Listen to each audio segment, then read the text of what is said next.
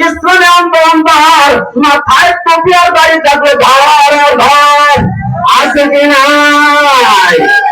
বন্ধু বলতে চাই, এই শুধু বাংলাদেশ নয়, এমন কোন দেশ নাই, এমন কোন ঘর নাই যেই করে আল্লাহর কালেমা ঢুকবে না, এমন কোন দেশ নাই যেই দেশে কালেমার পতাকা উত্তীর্ণ করা হবে না, এমন কোন দেশ থাকবে না যেই দেশে কালেমা কথিত পতাকা পথ করে উঠবে না।